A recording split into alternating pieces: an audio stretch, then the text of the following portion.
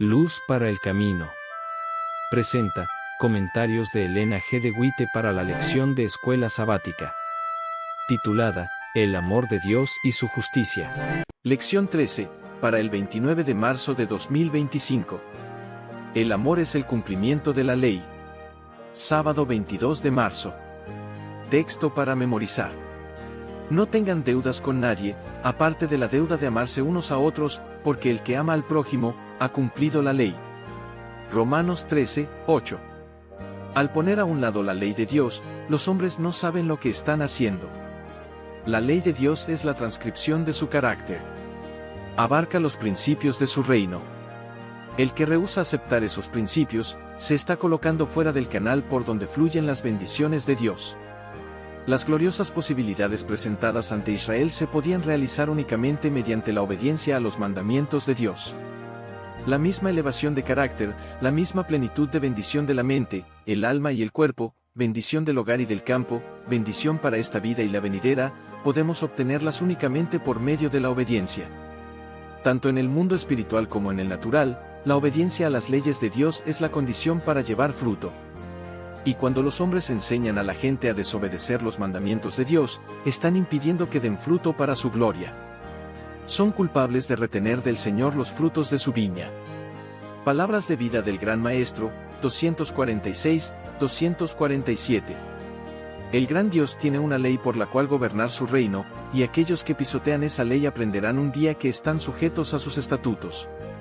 El remedio para la transgresión no se encuentra en declarar que la ley ha sido abolida. Abolir la ley sería deshonrarla y despreciar al legislador.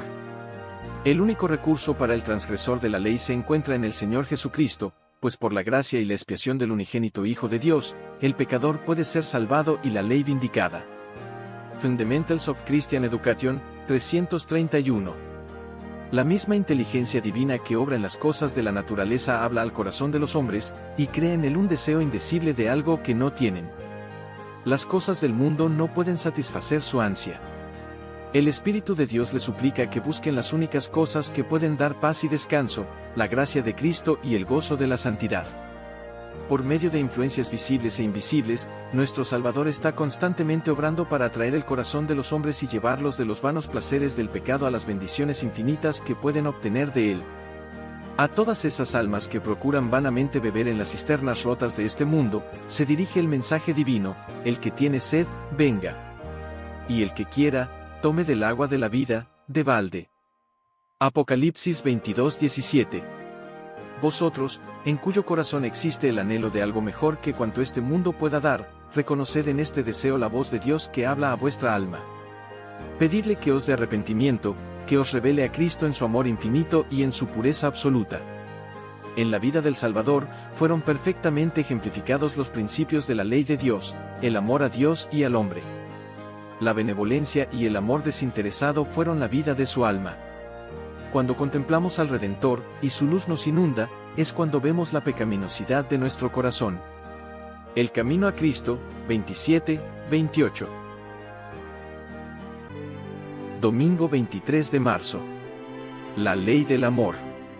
La ley de Jehová, que existe desde la creación, estaba comprendida en dos grandes principios: amarás al Señor tu Dios con todo tu corazón, y con toda tu alma, y con toda tu mente y con todas tus fuerzas. Este es el principal mandamiento. Y el segundo es semejante: amarás a tu prójimo como a ti mismo. No hay otro mandamiento mayor que estos. Estos dos grandes principios abarcan los primeros 4 mandamientos, que muestran el deber del hombre hacia Dios, y los últimos 6, que muestran el deber del hombre hacia su prójimo. Los principios fueron más explícitamente presentados al hombre después de la caída, y redactados para adecuarse a la condición de inteligencias caídas. Esto fue necesario debido a que las mentes de los hombres quedaron cegadas por la transgresión. Comentarios de Elena G. de Witte, en Comentario Bíblico Adventista del Séptimo Día, Tomo 1, 1118. El escriba se acercó a Jesús con una pregunta directa: ¿cuál es el primer mandamiento de todos? La respuesta de Cristo es directa y categórica. El primer mandamiento de todos es: oye, Israel, el Señor nuestro Dios, el Señor uno es. Amarás pues al Señor tu Dios de todo tu corazón, y de toda tu alma, y de toda tu mente, y de todas tus fuerzas, este es el principal mandamiento. El segundo es semejante al primero, dijo Cristo, porque se desprende de él. Amarás a tu prójimo como a ti mismo. No hay otro mandamiento mayor que estos. De estos dos mandamientos depende toda la ley y los profetas. El deseado de todas las gentes, 559. Los primeros 4 mandamientos del Decálogo están resumidos en el primer gran precepto: amarás al Señor tu Dios de todo tu corazón. Los últimos 6 están incluidos en el otro: amarás a tu prójimo como a ti mismo. Estos 2 mandamientos son la expresión del principio del amor. No se puede guardar el primero y violar el segundo, ni se puede guardar el segundo mientras se viola el primero. Cuando Dios ocupe en el trono del corazón su lugar legítimo, nuestro prójimo recibirá el lugar que le corresponde. Le amaremos como a nosotros mismos. Únicamente cuando amemos a Dios en forma suprema, será posible amar a nuestro prójimo imparcialmente. Y puesto que todos los mandamientos están resumidos en el amor a Dios y al prójimo, se sigue que ningún precepto puede quebrantarse sin violar este principio. Así enseñó Cristo a sus oyentes que la ley de Dios no consiste en cierto número de preceptos separados, algunos de los cuales son de gran importancia, mientras otros tienen poca y pueden ignorarse con impunidad. Nuestro Señor presenta los primeros 4 y los últimos 6 mandamientos como un conjunto divino, y enseña que el amor a Dios se manifestará por la obediencia a todos sus mandamientos. El deseado de todas las gentes, 559. Lunes 24 de marzo. La ley es santa, justa y buena. En sus enseñanzas, Cristo mostró cuán abarcantes son los principios de la ley, pronunciados desde el Sinaí. Hizo una aplicación viviente de aquella ley cuyos principios permanecen para siempre, como la gran norma de justicia, la norma por la cual serán juzgados todos en aquel gran día, cuando el juez se siente, y se abran los libros. Él vino para cumplir toda justicia, y como cabeza de la humanidad, para mostrarle al hombre que puede hacer la misma obra, haciendo frente a cada especificación de los requerimientos de Dios. Mediante la medida de su gracia proporcionada al instrumento humano, nadie debe perder el cielo. Cuando el Espíritu de Dios le revela al hombre todo el significado de la ley, se efectúa un cambio en el corazón.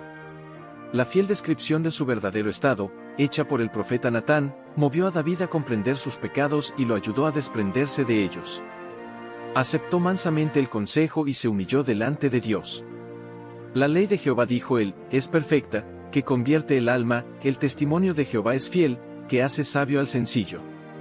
Los mandamientos de Jehová son rectos, que alegran el corazón.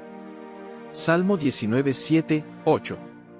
Mensajes selectos, tomo 1, 248, 249. El pecado no mató a la ley, sino que mató la mente carnal en Pablo. Luego lo que es bueno, ¿vino a ser muerte para mí? En ninguna manera, sino que el pecado, para mostrarse pecado, produjo en mí la muerte por medio de lo que es bueno, a fin de que por el mandamiento el pecado llegase a ser sobremanera pecaminoso.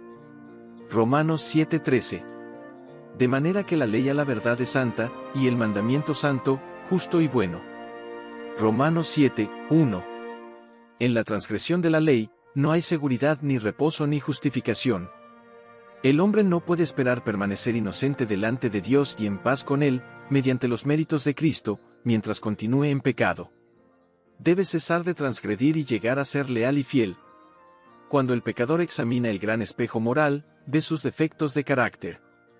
Se ve a sí mismo tal como es, manchado, contaminado y condenado. Pero sabe que la ley no puede, en ninguna forma, quitar la culpa ni perdonar al transgresor. Debe ir más allá. La ley no es sino el ayo para llevarlo a Cristo. Debe contemplar a su Salvador que lleva los pecados.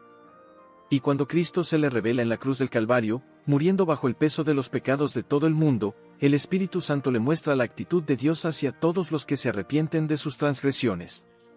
Porque de tal manera amó Dios al mundo, que ha dado a su Hijo unigénito, para que todo aquel que en él cree, no se pierda, mas tenga vida eterna. Juan 3:16. Mensajes selectos, tomo 1, 250, 251. Martes 25 de marzo. La ley y la gracia. El Señor vio nuestra condición caída. Vio nuestra necesidad de gracia, y porque amaba nuestras almas, nos ha dado gracia y paz. La gracia significa un favor para alguien que no lo merece, para alguien que está perdido. El hecho de que seamos pecadores, en vez de rechazarnos apartándonos de la misericordia y del amor de Dios, hace que la práctica del amor de Dios sea para nosotros una necesidad positiva, a fin de que seamos salvados. Cristo dice: no me elegisteis vosotros a mí, sino que yo os elegí a vosotros, y os he puesto para que vayáis y llevéis fruto, y vuestro fruto permanezca. Juan 15:16. Mensajes selectos, tomo 1, 407-408. Cristo intercede por la raza perdida mediante su vida inmaculada, su obediencia y su muerte en la cruz del Calvario. Y ahora el capitán de nuestra salvación intercede por nosotros no solo como un solicitante, sino como un vencedor que exhibe su victoria. Su ofrenda es completa, y como nuestro intercesor ejecuta la obra que se ha impuesto a sí mismo, sosteniendo ante Dios el incensario que contiene sus propios méritos inmaculados y las oraciones, las confesiones y los agradecimientos de su pueblo. Cristo puede salvar hasta lo sumo a todos los que se acercan a Él con fe. Si se lo permiten los limpiará de toda contaminación, pero si se aferran a sus pecados no hay posibilidad de que sean salvos, pues la justicia de Cristo no cubre los pecados por los cuales no ha habido arrepentimiento. Dios ha declarado que aquellos que reciben a Cristo como a su Redentor, aceptándolo como aquel que quita todo pecado, recibirán el perdón de sus transgresiones. Comentarios de Elena G. de White, en Comentario Bíblico Adventista del Séptimo Día, tomo 7, 942. Hay dos errores contra los cuales los hijos de Dios, particularmente los que apenas han comenzado a confiar en su gracia, deben guardarse en forma especial. El primero, en el cual ya se ha insistido, es el de fijarnos en nuestras propias obras, confiando en algo que podamos hacer para ponernos en armonía con Dios. El que está procurando llegar a ser santo mediante sus esfuerzos por observar la ley, está procurando una imposibilidad. Todo lo que el hombre puede hacer sin Cristo está contaminado de egoísmo y pecado. Solo la gracia de Cristo, por medio de la fe, puede hacernos santos. El error opuesto y no menos peligroso consiste en sostener que la fe en Cristo exime a los hombres de guardar la ley de Dios, y que en vista de que solo por la fe llegamos a ser participantes de la gracia de Cristo, nuestras obras no tienen nada que ver con nuestra redención. Cuando el principio del amor es implantado en el corazón, cuando el hombre es renovado a la imagen del que lo creó, se cumple en él la promesa del nuevo pacto: pondré mis leyes en su corazón, y también en su mente las escribiré. Hebreos 10:16. ¿Y si la ley está escrita en el corazón, no modelará la vida? La obediencia, es decir, el servicio y la lealtad que se rinden por amor, es la verdadera prueba del discipulado. En vez de eximir al hombre de la obediencia, la fe, y solo ella, nos hace participantes de la gracia de Cristo, y nos capacita para obedecer.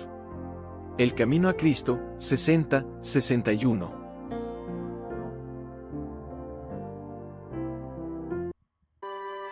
Miércoles 26 de marzo.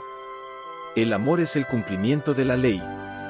Cuando la ley de Dios está escrita en el corazón, se manifiesta mediante una vida pura y santa. Los mandamientos de Dios no son letra muerta. Son espíritu y son vida, y someten la imaginación y hasta los pensamientos a la voluntad de Cristo. El corazón en el cual estén escritos será guardado con toda diligencia porque de él mana la vida. Todos los que amen a Jesús y guarden sus mandamientos tratarán de evitar hasta la misma apariencia del mal, no porque estén obligados a hacerlo, sino porque estarán copiando un modelo puro y sentirán aversión por todo lo que no esté de acuerdo con la ley escrita en sus corazones.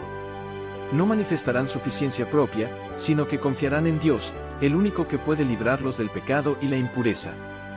La atmósfera que los rodee será pura, no contaminarán sus propias almas ni la de los demás.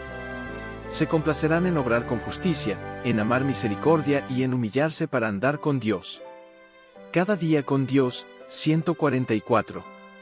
El sábado, nos presenta a Cristo como santificador tanto, como creador. Porque, hablando de Israel, dijo: diles también mis sábados, que fuesen por señal entre mí y ellos, para que supiesen que yo soy Jehová que los santifico. Ezequiel 20:12, es decir, que los hace santos. Entonces el sábado es una señal del poder de Cristo para santificarnos. Es dado a todos aquellos a quienes Cristo hace santos. A todos los que reciban el sábado como señal del poder creador y redentor de Cristo, les resultará una delicia. Viendo a Cristo en él, se deleitan en él. El sábado les indica las obras de la creación como evidencia de su gran poder redentor. Al par que recuerda la perdida paz del Edén, habla de la paz restaurada por el Salvador. Y todo lo que encierra la naturaleza, repite su invitación: venid a mí todos los que estáis trabajados y cargados, que yo os haré descansar. Mateo 11:28. El deseado de todas las gentes, 255-256. El pecado más difundido que nos separa de Dios y provoca tantos trastornos espirituales contagiosos, es el egoísmo. No se puede volver al Señor excepto mediante la abnegación. Por nosotros mismos no podemos hacer nada, pero si Dios nos fortalece, podemos vivir para hacer bien a otros, y de esta manera rehuir el mal del egoísmo. No necesitamos ir a tierras paganas para manifestar nuestros deseos de consagrarlo todo a Dios en una vida útil y abnegada. Debemos hacer esto en el círculo del hogar, en la iglesia, entre aquellos con quienes tratamos y con aquellos con quienes hacemos negocios. En las mismas vocaciones comunes de la vida es donde se ha de negar al yo, y mantenerlo en sujeción. Debemos olvidar el yo por el deseo de hacer bien a otros. A muchos les falta decididamente amor por los demás. Testimonios para la Iglesia, tomo 2, 120. Jueves 27 de marzo. Sobre todo, ámense mutuamente. Nuestra misión es la misma que fue anunciada por Cristo al comienzo de su ministerio. El Espíritu del Señor está sobre mí, dijo él, por cuanto me ha ungido para dar buenas nuevas a los pobres, me ha enviado a sanar a los quebrantados de corazón, a pregonar libertad a los cautivos, y vista a los ciegos, a poner en libertad a los oprimidos, a predicar el año agradable del Señor.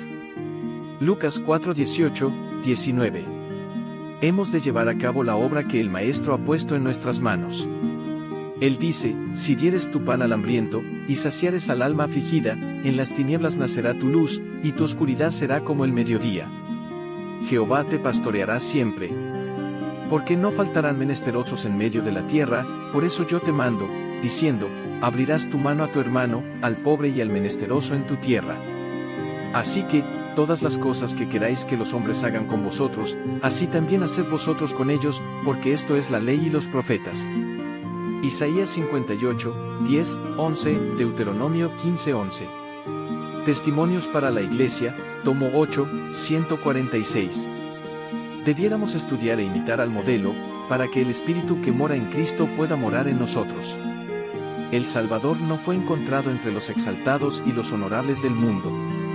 No pasó su tiempo entre aquellos que buscaban lo fácil y el placer. Anduvo haciendo bien. Su obra consistió en ayudar a aquellos que necesitaban ayuda, en salvar a los perdidos y a los que perecían, en elevar a los caídos, en romper el yugo de la opresión de aquellos que estaban en esclavitud, en sanar a los afligidos, en hablar palabras de simpatía y consuelo a los que sufrían y estaban angustiados. Se nos pide que copiemos este modelo. Levantémonos y pongámonos a trabajar, procurando bendecir al necesitado y confortar al angustiado. Cuanto más participemos del Espíritu de Cristo, tanto más veremos qué podemos hacer por nuestros semejantes. Estaremos llenos de amor por las almas que perecen, y encontraremos nuestra delicia en las pisadas de la majestad del cielo. Nuestra elevada vocación, 182. ¿Se asemejan ustedes a Cristo, en sus palabras, en su espíritu, en sus acciones? Si representan el carácter de Cristo en palabra y espíritu, entonces son cristianos, porque ser cristiano significa ser semejante a Cristo. La lengua testificará acerca de los principios que representan la vida, esto constituye la prueba segura para saber qué poder controla el corazón. Nuestro espíritu y nuestros principios se pueden juzgar por las palabras que brotan de los labios. La lengua siempre debe estar bajo el control del Espíritu Santo. ¿Cree usted en el Hijo de Dios como su Salvador personal? Si lo hace de todo corazón, entonces Dios mora en el alma, y el alma en Dios. Usted representa a Jesús. El agente humano simpatizará con Cristo en la misma proporción en que sea un participante de la naturaleza divina. Jesús dice: un mandamiento nuevo os doy, que os toleréis unos a otros. No. Que os améis unos a otros, como yo os he amado, que también os améis unos a otros. En esto conocerán todos que sois mis discípulos, si tuviereis amor los unos con los otros. Este es mi mandamiento, que os améis unos a otros, como yo os he amado. Exaltad a Jesús, 142.